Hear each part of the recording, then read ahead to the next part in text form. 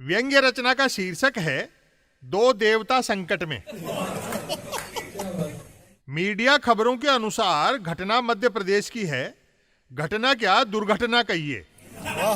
मंदिर से मूर्ति शनिदेव की चोरी हुई और पुलिस जिसे खोजबीन कर लाई वह यमराज निकले।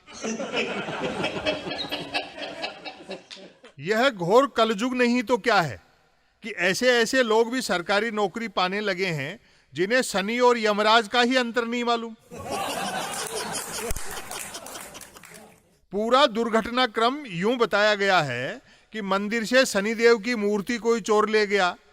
अज्ञात चोर के खिलाफ एफआईआर हुई। खोजबीन करने पर पुलिस को एक खेत में एक मूर्ति पड़ी मिली। उसने वह मूर्ति पुजारी को दी।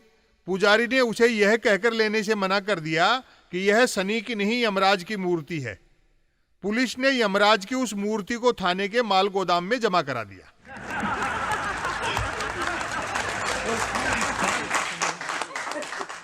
दो देवताओं के साथ बड़ी अघट घटी।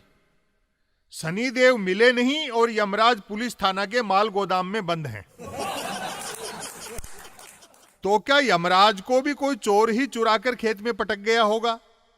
चोर ने यमराज को चुरा तो लिया होगा, लेकिन असलियत पता चलने पर उसके हाथ पांव फूल गए होंगे कि मैं उसको क्यों बेवक्त उठा लाया जो वक्त आने पर हर एक को उठाता है।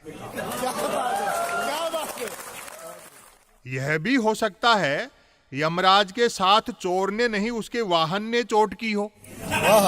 यमराज का वाहन भैंसा है, खेत में चरने छोड़ा होगा। पेट भरने के बाद स्मृति क्षीण हो ही जाती है। चर चराकर मालिक को छोड़ छाड़ कर निकल लिया।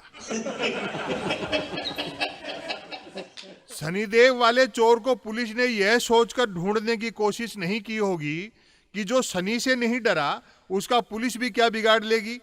छोड़ो ऐसे चोर से तो अब यमराज ही निपटेंगे।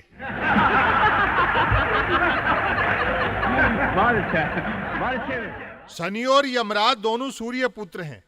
इस वज्रपात से पिता भुवन भास्कर पर क्या बीत रही होगी। दो भाइयों के एक साथ संकट में पड़ने पर परिजनों का दुख वही समझ सकता है जिसने हिंदी फिल्में देखी हों।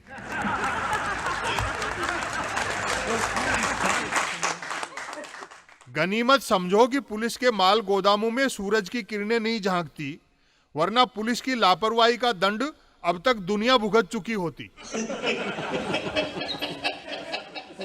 शनि का वाहन कौवा है और यमराज का भैंसा। विश्वास न हो तो विकिपीडिया से कंफर्म कर सकते हो। भैंसे पर चलने वाले को शनि समझना गंभीर चूक नहीं तो क्या है। इतनी सी बात तो पुलिस को भी समझनी चाहिए कि चाहे जो विपत्ति आए देवी देवता परस्पर वाहन नहीं बदलते हैं।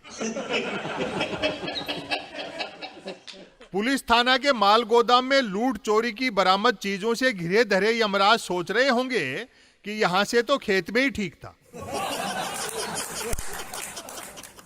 उस चोर पर क्या गुजर रही होगी जिसने शनि से पंगा ले लिया।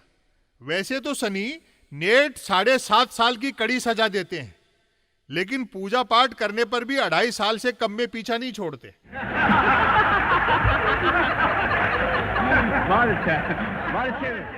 आम आदमी पुलिस थाना जाते में पहले ही बहुत घबराता है। अब तो उस थाने में शायद ही कोई जाए जहां यमराज तक माल गोदाम में बंद है।